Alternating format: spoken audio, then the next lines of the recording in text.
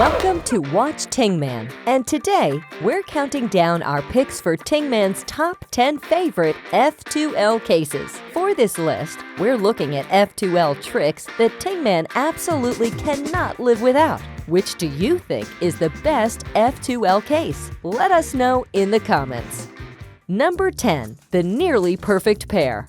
This is the nearly perfect pair because if only it looked like this, it would just be a nice 3-move insert. But thankfully, there's a really easy way to do this pair that starts and ends in home grip, and it's wide R, U2, which I'll do in my left hand if it's on the right, R2, U prime, R2, U prime, and then wide R prime. So once again at speed, a super nice L that you should totally use, and that of course works on the left side too. Number 9, the wide insert. If you've got this beautiful made pair at the back, of course sometimes you might just rotate and insert it, but there might be occasions that you don't want to rotate, or for the sake of look ahead or the following pair you might want to hold it this way. So here's a really nice way to insert it. R wide prime, U prime, R, U, M prime. What you've essentially done there is insert the pair like this, and then to fix that white edge, we just do that, and M prime that fixes it. This is a really quick way to insert it that I use all the time. Number 8, the long sledgehammer. This one's an absolute beauty. So if you didn't already, this is a sledgehammer, R prime, F, R, F prime. A really easy alg to do that should be part of everyone's arsenal. And this is literally R prime, sledgehammer, and then R. But because the sledgehammer starts with an R prime, you can actually combine the first two into an R2, do that sledgehammer, finish with an R, and Bob's your uncle. It's one of the fastest F12 tricks that I use. There it is. Love it. Number 7, the Felix 3-second solve. So yes, Felix literally used this in one of his 3-second solves. I would just rotate it, of course, and do that nice 3-mover like this. But turns out you can do the 3-mover from here, like this. Literally that easy. So wide F, R, F prime, and that's it. Number 6, the 11 mover from behind. So here's one of the most annoying cases there is. There are more efficient ways of doing it, but most people just solve it in 11 moves. That's actually really, really fast. One reason for its speed is that it's a 2-gen algorithm that is only using the right and upper layers, but it turns out you can also do it from the back, and if you learn how to do so, it's equally as efficient. Ta-da! So real quick, what we actually did was insert the corner, so white was facing the front, and then when you match that edge up there, it's a case that a lot of you may know, where you pair it up that way. So the one tip for doing it from the back sort of breaks home grip rules, and it's to re-grip the left hand if it's on this side, so your thumb's on top, and this is why. You insert the corner like that, using the push here for U prime moves, and then when I pair it up, this is now way faster. So once again, a little bit quicker. The point I'm trying to make is that this 11 mover works really nicely from the back as well. Here it is on the right back side. So easy. Number 5, the F block. So this is a similar case from before, but this time seen this way. Man, this is an alg I use all the time because it's surprisingly easy to remember. It starts with the same alg that you would use if you had this OLL case, right? So this is F, inverse sexy, F prime. So you do the same thing over here, F, inverse sexy, F prime, and there you go. Insert it just like that. Once more, F, inverse sexy, F prime, insert it. And of course it works just as well if it's on the left as well. So an F on that side, well, F prime, inverse sexy, undo the F, and insert it just like that. Number 4, the lucky inconvenient pair.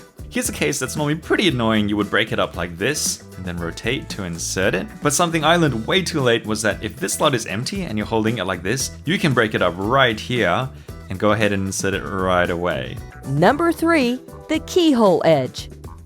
Here's a nice easy introduction to keyhole. It's always a bit tricky when you just have one edge to insert and the corners are already solved. But if you notice that any of the adjacent slots haven't been solved, you can use that as sort of like this buffer empty slot, moving it over to preserve this solved one, inserting this edge, and then moving it back. So this only works if these two colors here aren't actually matched. You can insert it and it will be in the right orientation. If they are matched and use the keyhole trick, you're gonna unfortunately get an even worse case. But definitely experiment around with keyholes because it's such an easy way of getting edges in. Number 2, the edge on the side. Oh my gosh, I can't even tell you how often I use this algorithm. It's one of the most useful ones I've ever learned. I mean, before that, I would just rotate it and then insert that edge beginner's method. But now that I know this way, man, there's no going back. So really slowly, this is how it works. R prime F, R U prime, R prime, F prime. It's an 8 mover. It looks like a lot of moves, but it can be done really, really quickly. The way I remember it is that if it's on the right, it's quite right hand heavy. So I'm like, doing a lot of stuff with my right hand. And it's really, I think only that like one U prime that I end up doing. Oh, and it's totally worth learning how to do it on the left hand as well. The left side, man.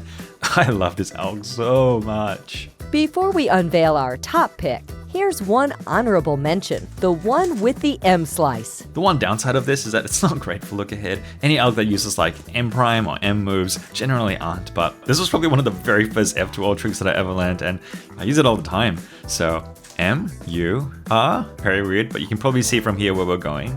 Insert that pair, and then just before you fix that middle layer, we're gonna fix that back edge there.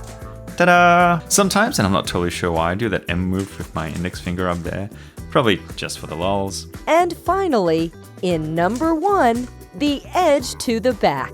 And finishing our theme of inserting edges when the corner's already solved, this time to the back. This is a surprisingly elegant algorithm that's also 2-gen, so in this case only the R and U layers get turned, which means it actually works really well as an OH algorithm, so why not? Let's just do it OH, and it goes like this.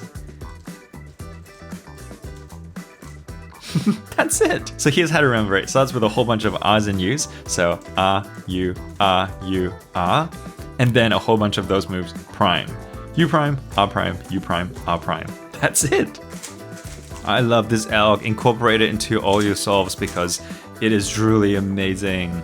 I'm going to show you how an old man like me solved a 3x3 cube in a record 8.89 seconds and hopefully give you some tips to improve your solve times. Okay, I'm not like super old, but being in my mid-30s makes me, compared to most speed cubers, pretty ancient. So how exactly did my slow hands pull off a solve like this? Keep on watching and you'll find out. So here's the scramble right here, and if you do that, the cube's gonna look just like this. I had one white edge in place, which is really nice. I'm a white cross solver. So I held the cube like this, ready to insert my white edges in. And look at this, a 7-move cross, which isn't too great, but it's also a 4-gen cross. That is, it uses turns on 4 different sides, R, F, L, and D. So inefficient. And then check this out. A rotation to insert that first pair, which was quite nice. A rotation to pair up the second pair. Rotate again to insert it. So awful. Rotate again to set up my third pair. Rotate again to solve it. So that is 5 rotations in total. A pretty lucky OLL skip. And then an annoying 18-move PLL, the F perm, which I guess I must have executed really, really quickly to have gotten the time that I did. Look at these horrible little rotations all over the place. I basically broke like every single rule ever, and yet I got my best time. How did I do that? Well, I thought about it, and I think it comes down to 3 things, the third one 100% being the most significant of all. So the first thing was this. I solved the cross on the bottom, and I planned the entire thing in inspection. Yes, it wasn't very efficient, but you'd be surprised by the number of people who don't do this. You have to take the time in inspection to plan the entire cross so that you can do it by memory, almost like with your eyes closed and not looking at all. And then when you open your eyes, check, and you're done. That's actually a really good way to practice it. Now, you pros out there are going to tell me how easy it would have been for me to plan an X cross, or maybe even like a double X cross, but hey, this is my video. You can make your own. Now, are you ready for the second thing that made this solve so quick? And it was that my hands were virtually in home grip the entire time. That is, holding the cube just like this with your thumbs in front. I'll show you what I mean. So this was the first pair that I decided to insert, and a lot of people when inserting this pair would do something like this. What's wrong with that? Not too much, except this hand, for absolutely no reason, did this, and then back to here again. Now that only takes a split second, but in an 8-second solve, every single bit adds up. So look what you could have done instead. There was absolutely no reason at all for my hands to regrip to do the L prime move, since it was my right hand that was going to be doing the U2 anyway. And yes, I'm still embarrassed about how many unnecessary rotations I did, but look as I continue my solve. Home grip. Home grip. Home grip. And this one in particular, super tempting to regrip and do that. But instead, I distinctly remember forcing myself to do this, doing the U2 with my left hand so that I finish in home grip. And look at the rest of the solve. That one in home grip. And the wonderful F perm starting in home grip and ending in home grip. Now there are some rare cases that it makes a lot of sense to regrip, but if you can force yourself to start solving the cube in home grip as much as possible, it's going to make such a huge difference. But ladies and gents, the thing that made the most difference by far was that I had incredible look ahead. I swear I didn't even pause once. Except maybe for like that unexpected OLL skip. So this is how it felt when I was doing the solve. I'll tell you what's going through my head. Solve the cross, which I'd planned in inspection. As I was aligning it, right, with that D move, I saw this pair and I instantly knew, all right, I'm gonna have to rotate to do that. So completed that, rotate, did that. And as I'm inserting that, I've already decided this is the next pair I'm going to put in. No point looking at this pair at all as I'm inserting it because I already know what I'm going to do. So now I'm looking everywhere furiously for that red-blue edge. It's obviously not here, and I'm not sure how good your memory was, but when I did that L prime move before, you might remember it wasn't on the top layer either, which means it has to be in that position over there. So as I'm inserting that, as I put it in, I'm having a quick glance to see what this is like. Unfortunately, that's flipped. Had I thought more carefully, I could have easily solved this pair without rotating, but unfortunately, I did rotate, so rotate, set that up, and because I know exactly how I'm going to insert this next, it's almost like I'm not even looking at it anymore. It's like not even on the cube. I insert it looking for the next flash of white that I can see, and there it is right there. Again, I know I could have totally inserted this pair without having to rotate, but I did. So set this pair up, and by habit, I always rotate to insert it into the back, which allows me to look for my last pair, which very conveniently is right there, which means, check this out, I can actually insert the last two pairs to gen with just U and R moves, just like this, and then like this.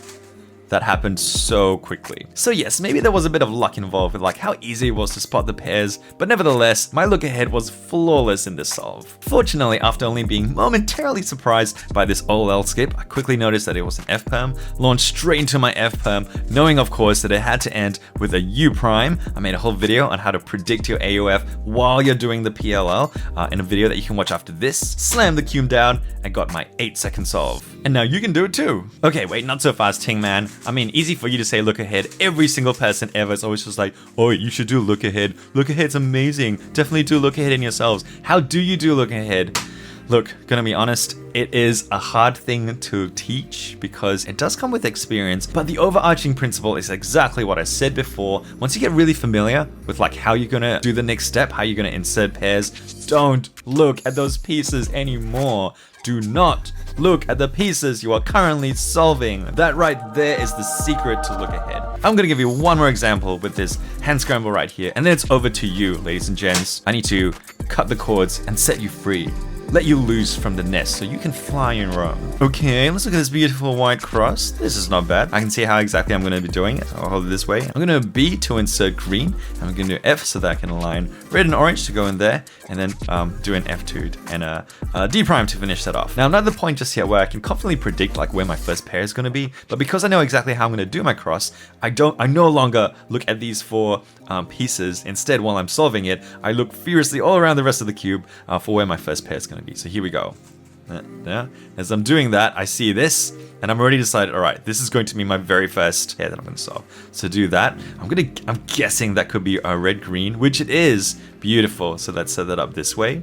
That's now set up. As I insert that, remember, I'm no longer looking at these pieces. I'm now looking at this. As I was doing the YouTube, this is going to be my next one. So as I solve that, ooh, look at that. That's my pair right there. So let's do that. Straight into that, so I can pair it up that way. And as I rotate to solve that one into the back over there, I see this. So I'm no longer looking at these two pieces. Rotate. Oh, that's really, really nice, actually. So insert that pair, and I know a pretty nice trick to do this right here, which is F and then inverse sexy. And as I'm finishing this one off, I see that edge over there, which means that I don't have to rotate the cube because that orange lines up to the side. So I can already sort of predict that my last pair is probably going to be in this exact setup once I insert this. So put that in, and yep, sure enough, let's insert that last one right there. Cool. Ooh, nice TLL. Which leaves him with, let's try and do a two-sided PLL recognition. And this is, I'm terrible. G-perm, A-perm, A-perm. Yes, my friends. So remember, we're not going to rotate to do PLLs. We always do PLL first, and then we AUF after. So yeah, let's do it over here. And there it is, my friends. All the secrets of the world revealed. Remember, use your inspection really well. Home grip as much as possible, and look ahead. Do not look at the pieces you're currently solving. Technically, the very last thing you do when solving the cube isn't the PLL, but the AUF. That is, adjusting the upper face after permuting the last layer. I don't know why they don't just call it ALL, but basically it should look like the final AUF move was part of the PLL. So this is how beginners finish the cube. They'll recognize the PLL, execute the PLL, figure out the AUF, and then do it to solve the cube. And this is how people say it should be done. You recognize the PLL and figure out the AUF, then execute the PLL followed by the AUF to finish the cube. Before you start your PLL, you should be able to tell which way the AUF will be. Spot your AUF before you start PLL. But I like to suggest that for the average cuber who isn't getting like constant sub 15-second solves, a new and perhaps better way of doing it would be this. Recognize the PLL, figure out the AUF while executing the PLL, and then AUF to finish the cube. The reason why I say that is because most of us take at least 2 seconds to execute PLLs. I mean, we can't all be Lucas Etta, but that's more than enough time during which to figure out what the AUF was on the PLL you just saw. But wait, you say, if you've started executing the PLL, then how would you still be able to see it to figure out what the AUF would be? Good question, but I think you already know the answer. You don't need to be seeing something to still see it. Here's an example. I'm going to show you 3 words to read. Ready? Go. So what were those 3 words? Most of you should be able to say happy, golf, and purple. But here's the thing. I showed you those words for exactly 0.2 seconds, way shorter than the time it actually takes for you to process and read them. So how did you do it? Well, your memory did it. Because your visual system is processing so many things all the time, not everything that your eyes see actually makes its way into your conscious thinking. Psychologists believe that we actually have this super short memory bank called iconic memory, such that if we want to, we can access anything our eyes have just seen within the last second or so. So your eyes saw those 3 words in that split second, but because of iconic memory, your brain was able to process and read it after it had disappeared. Pretty cool. And so applying it to AUFs, it means that I can still just focus on figuring out which PLL case I have, and while I execute those moves, use iconic memory to recall how that layer was oriented and decide on the AUF in time for when I actually need to do it. In other words, as you do the PLL, remember what the AUF was and finish with it without needing to check again at the end. One way to practice this is after OLL, look at the cube, then close your eyes and finish the rest of the solve. But I should say that this will only work with a few conditions. Firstly, you should be able to execute all your PLLs completely by muscle memory. If you're still at that early stage where you need to consciously think about what moves you're doing in a T-perm, for example, this isn't yet for you. Secondly, you need to be able to know what the cube looks like after doing each PLL. This is a pretty easy thing to learn, and it's what I'm going to spend the rest of the video on. Also, this advice is probably mostly for intermediate solvers. Okay, let's go through all the PLLs, and I'll do it in a similar order as I did in a previous video on how I learned the PLLs. So starting with the U-perms, this is what it looks like when you don't need to AUF. It's when all 4 corners are in place. I mean, that's what a U-perm is. It's just a 3-edge swap. So I do the U-perm using the M and U method, but this will apply to the RU method as well. One convenient thing is that the way that I hold it, my left index finger is already completely ready to do U or U prime or U2 moves. So say you found the cube in this position, the AUF for this is just going to be a U prime because that's going to get all the corners in place. And like I said before, that's what I think in my head once I've already started doing it. This time, because I can see that the corners are opposite colors to the face that I'm holding, it's just going to be a U2 at the very end.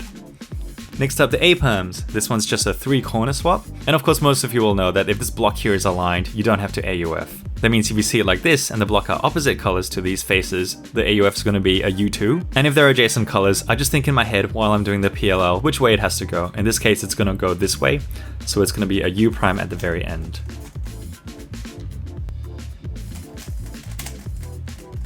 Next, the JB perm, lots of people's favorite perm. So the way that you recognize this, of course, is that you've got that 3-color block over there. And the way that I know whether an AUF is needed is to compare this like 2-piece block over here, next to that 3, with this face. If it's the same color, you don't have to do any U move at the end of the alg. And so another way of thinking about it is that these 2 pieces stay over here. So if you do JB to this cube, the green edge will be here, which means a U will be what's required at the end to finish this.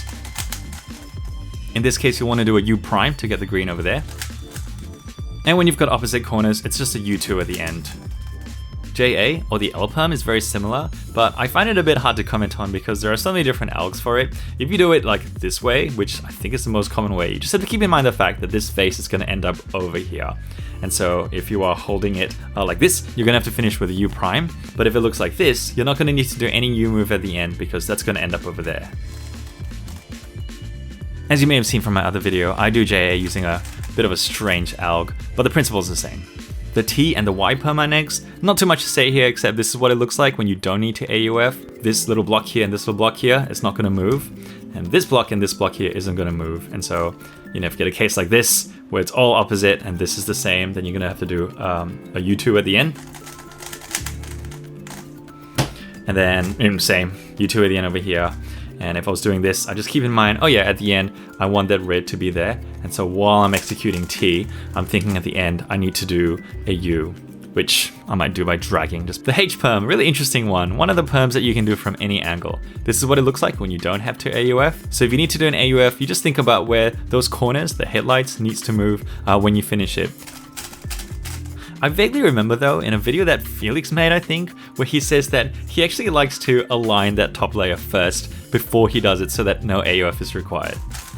I could be making that up, but I tend to do that too. The Z or the Z perm, a really cool but slightly annoying one. You might recall that the very end of this alg ends with a U2, and that means that if you start like this, you don't have to do that U2 at the end. I actually quite like it when I get this case. So the tricky thing happens when the top layer is misaligned by one move, and this used to confuse me for a really long time. So when I look at this, I sort of instinctively think, well, these corners need to move over there, and so I guess the final move would be a U. But look what happens when I do it. The final move is actually a U prime. And so what I've taught myself is that it's the opposite of what I think. So with this case, for example, instinctively I would think, oh yeah, I will need to do that, a U prime, to finish it. And so it's the opposite. So I start the Z perm or the Z perm, and I have to make sure to end with a U. Here we go. Voila, the R perms I used to find really tricky until I saw a video in which J perm said that the middle color between the headlights is the one that stays the same. And so if I'm holding it this way, my final move needs to be a U prime because this color stays the same. If it's like this, then my final move needs to be a U2. If it's like this, my final move needs to be a U. And if this, I don't have to do an AUF at all. So this case, for example, opposite colors. And so right at the end, a U2. The F perm, using the most common alg for it, this is how you hold it when you don't need an AUF, when that solid block over there is on the left. So if this is what the cube looked like, the final move is going to have to be a U prime. The F perm is actually a really nice one to go straight into because you start from home grip. So sometimes, I'll notice a block and I'll just go straight into it. Like I said before, I'm thinking in my mind, because that bar was over there, it's gonna end with a U move at the end. The E perm, definitely my worst one and the one I take longest to recognize. So this is what it looks like when you don't have to AUF using the alg that I use. All the edges are aligned, and then because it swaps this way and this way, that color is the same as that side there. For this one, I find that I normally just end up aligning it, and because I need to regrip anyway, I will sort of just like regrip while rotating it at the same time. Not sure that's ideal. Feel free to chuck something in the comments if you've got a better way of doing it, but that's how I do the E perm. So if I was holding it like this, I would, oh, that is correct. If I was holding it like this, for example, align the edges, and then I realize, oh, I'm gonna have to regrip anyway, and so I'll just go straight into that and then solve it. And our lovely N perms, which I actually don't mind. I'm just a bit slow at them. Just like the H perm, this one can be done from any angle as well. But with the algs that I use, this is what it looks like when you don't have to AUF. So when this two-piece block over here is the same as the face that's facing you. And so similar to the JB perm, I guess, in that you can think of it as these two pieces not moving. And so if it was like this, it's gonna have to end with a U prime move to move the blue over there. If it's like this, these two opposite colors, it's gonna have to end with a U2. And if it's like this, it's gonna have to end with a U because the green needs to move over there. U. And the same thing for the other N perm, except the block is on that side. Oops, you get what I mean. And finally, the G perms. So GA, GB, GC, and GD. I think all of the common ways of solving them start with the headlights on the left, And well, that's the way that I think about it. It's a very convenient way of thinking about it because not only am I aligning the headlights to the left when I'm getting into position to start the G-perm, but also the headlights are the ones that don't move. And that's a really convenient thing because then all you need to think is about which way do I need to turn the top layer so that these two matches up with their color. So in this case, of course, it's just going to need a U prime at the end. And so do the G-perm. And then the way that I do the G-perm often ends with a D move, and that's when it gets a little bit tricky because you're sort of doing two at the same time.